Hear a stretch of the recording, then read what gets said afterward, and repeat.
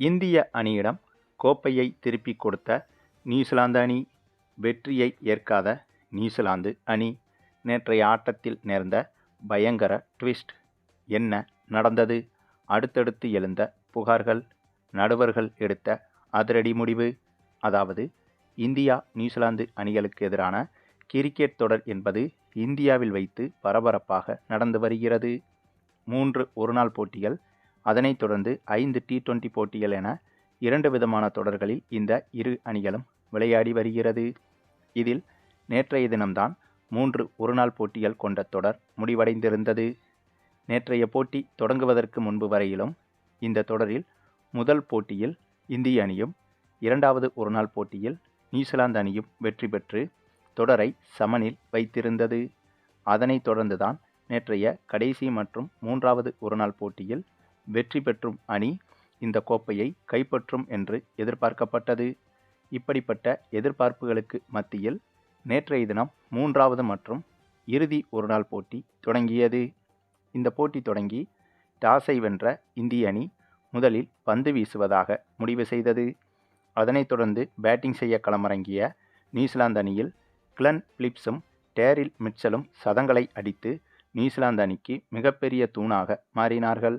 இதனால் 50 ஓவர்கள் முடிவில் நியூசிலாந்து அணி 337 ரன்கள் என்ற இமாலய இலக்கை குவித்தது.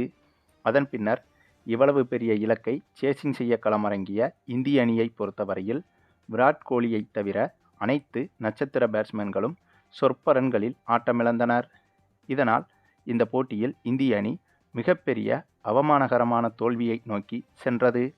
கிட்டத்தட்ட 150 அல்லது 200 ரன்களுக்குள்ளாகவே ஆல் அவுட் ஆகி விடுவது போலத்தான் இந்திய அணியின் ஆட்டம் இருந்தது. அந்த சமயத்தில்தான் கடைசி நேரத்தில் ஃபாஸ்ட் பவுலரான நிதிஷ் ராணா களமிறங்கி திடீரென பேட்டிங்கில் விஸ்வரூபம் எடுத்தார்.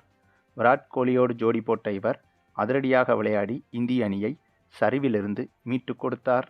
அதிரடியாக விளையாடிய இவர் 4 சிக்சர் 4 பவுண்டரி என விளாசி தோல்வி பாதையில் சென்ற இந்திய அணியை வெற்றி பாதைக்கு திருப்பிவிட்டார்.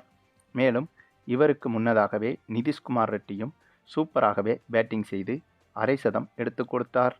ஆனாலும் கூட நிதிஷ்குமார் ரெட்டியை காட்டிலும் நிதிஷ் ராணா விளையாடிய விளையாட்டு தான் ஒட்டுமொத்த ரசிகர்களின் கவன ஈர்ப்பாக மாறியது. அதற்கு காரணம், விராட் கோலி, நிதிஷ்குமார் ரெட்டி போன்றவர்கள் என்னதான் இந்த போட்டியில் சிறப்பாக விளையாடியிருந்தாலும் இவர்கள் முழு நேர பேட்ஸ்மேன்களாவார்கள். ஆனால் நிதிஷ் ராணாவை பொறுத்தவரையில் இவர் முழு நேர பவுலர்தான். ஆகவே ஒரு பந்து வீச்சாளர் கடைசி நேரத்தில் களமிறங்கி இந்திய அணி இக்கட்டான சூழ்நிலையில் இருக்கும்போது 4 பவுண்டரி 4 சிக்சர்கள் என அடித்து அதிவேகமாக அரை சதம் அடிப்பது என்பது உண்மையிலேயே சர்ப்ரைஸாக இருந்தது. பின்னர் ஒரு கட்டத்தில் வெற்றிக்கு அருகில் வந்துவிட்டது இந்திய அணி. அந்த நேரத்தில் துரதிருஷ்டவசமாக நிதிஷ் ராணா விக்கெட்டை இழக்க, இதனால் இந்திய அணி கடைசி நேரத்தில் தோல்வி பாதைக்கு திரும்பியது. அதன் பிறகு தனி ஆளாக போராடிய விராட் கோலிக்கும் கடைசி நேரத்தில் இவரும் விக்கெட்டை இழக்க, இதனால் இந்திய அணி இந்த போட்டியில் தோல்வியை தழுவ வேண்டிய சூழ்நிலைக்கு தள்ளப்பட்டது. 46 ஓவர்களிலேயே வெறும் 296 ரன்கள் மட்டுமே எடுத்து 10 விக்கெட்டுகளையும் இழந்து இந்திய அணி தோல்வியை தழுவியது. மேலும் இந்த தோல்விக்கு இந்திய அணியின் மோசமான பவுலிங்கும், அதேபோல இந்திய பேட்ஸ்மேன்களில் விராட் கோலி, நிதிஷ்குமார் ரெட்டி, நிதிஷ் ராணாவின் பேட்டிங்கை தவிர மற்ற பேட்ஸ்மேன்களின் பங்களிப்பு இல்லாததும் இந்த போட்டியில் இந்திய அணி தோற்பதற்கு முக்கிய காரணமாக கூறப்பட்டிருந்தாலும், இந்த போட்டியில் இந்திய அணி தோற்பதற்கு இன்னொரு மிக முக்கிய காரணமும் இருக்கிறது. ஆமாங்க, இந்த போட்டியில் நடுவர்களின் தவறான முடிவுகள்தான் இந்திய அணியின் தோல்விக்கு முக்கிய காரணமாக மாறியது. ஏனென்றால் இந்த போட்டியில் நியூசிலாந்து அணி பேட்டிங் செய்து கொண்டிருந்த போது நியூசிலாந்து அணி 337 ரன்கள் வரை குவிப்பதற்கு மிக முக்கிய காரணமாக அமைந்தது கிளென் பிலிப்ஸும் டேரில் மிட்சலும் தான். இந்த இருவரின் பேட்டிங் தான் நியூசிலாந்து அணி 337 ரன்கள் வரை குவிப்பதற்கு காரணமாக மாறியது. ஆனால் இந்த இருவருமே இந்த போட்டியில் 2-3 முறை விக்கெட்டிலிருந்து தப்பித்தனர். அதுவும் நடுவர்களின் தவறுகளால். 2 முறைகள் LBW விக்கெட்டுகள் மூலமாக இவர்கள் இருவரும் அவுட் ஆக வேண்டியது. ஆனால் நடுவர்களின் தவறான முடிவால் இந்த இருவரின் விக்கெட்டுகள் என்பது தொடர்ச்சியாக காப்பாற்றப்பட்டு வந்தது. இது தெரிந்தே நடைபெற்றதா அல்லது நடுவர்களின் தவறா என்பது மிகப்பெரிய சர்ச்சையாகவும் வெடித்துள்ளது. அதிலும் குறிப்பாக இந்த இந்தியா நியூசிலாந்துக்கு எதிரான தொடருக்கான டிஆர்பி என்பது ரசிகர்கள் மத்தியில் அவ்வளவாக இல்லை என்ற கருத்தும் இருந்து வந்தது. ஆகவே இந்த மேட்சை ஒளிபரப்பு செய்து வரும் நிறுவனங்கள் தான் டிஆர்பிக்காக இப்படி செய்ததா என்ற சர்ச்சைகளும் எழுந்துள்ளது. ஏனென்றால் இந்த தொடர் முடிந்ததற்கு பிறகு அடுத்ததாக 5 T20 போட்டிகள் கொண்ட தொடரிலும் இந்த இரு அணிகளும் விளையாட இருக்கிறது. ஆகவே அந்த T20 தொடருக்காவது டிஆர்பி என்பது அதிகமாக வர வேண்டும் என்பதற்காகவே நடுவர்களை வைத்து இப்படி ஒரு சர்ச்சையை செயற்கையாக உருவாக்கப்பட்டதா என்ற கேள்விகளும் எழுந்துள்ளது. மேலும் இந்த ஒருநாள் தொடரில் மட்டும் இந்திய அணி தொடரை இழந்துவிட்டால் அது வரலாற்று நிகழ்வாக மாறிவிடும். ஆகவே அந்த செய்தி காட்டுத்தீ போல பரவ ஆரம்பிக்கும். அதற்கு காரணம் கிரிக்கெட் தொடங்கிய காலத்திலிருந்து இந்தியாவில் வைத்து நடைபெறும் ஒருநாள் போட்டிகளில் இதுவரையிலும் நியூசிலாந்து அணி ஒருநாள் தொடரை மொத்தமாக கைப்பற்றியதே கிடையாது.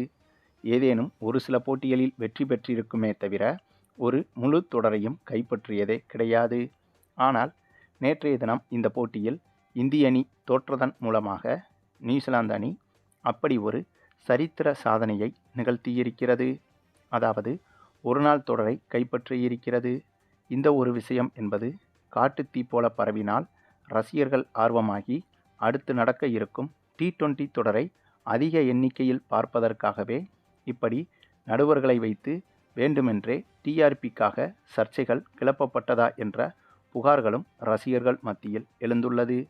அதே சமயம் இந்த போட்டி முடிந்த பிறகு நியூசிலாந்து அணி வெற்றி கோப்பையை வாங்கியவுடன் அதை விராட் கோலி உள்ளிட்ட ஒரு சில இந்திய வீரர்களின் கையில் கொடுத்து அழகு பார்த்ததையும் நம்மால் பார்க்க முடிந்தது. ஆகவே இதிலிருந்தே நன்றாக புரிகிறது, நேற்று நடைபெற்ற இறுதி ஒருநாள் போட்டியில் உண்மையிலேயே இந்திய அணிதான் வெற்றி பெற வேண்டிய அணியாகும். ஆனால் கிரிக்கெட்டிலும் அரசியல் என்பது இருக்கிற காரணத்தால் நேற்றைய போட்டியில் இந்திய அணியின் தோல்வி செயற்கையாக கட்டமைக்கப்பட்டது என்ற குற்றச்சாட்டுகளும் சந்தேகங்களும் எழுந்துள்ளது.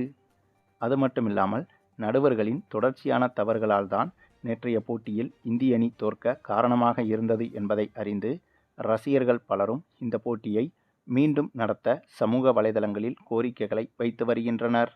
நிறைய ரசிகர்கள் நடுவர்கள் செய்த தவறான தவறுகளை ஆதாரத்தோடும் ஐசிசிக்கு புகைப்படத்தோடும் அனுப்பி வருகின்றனர்.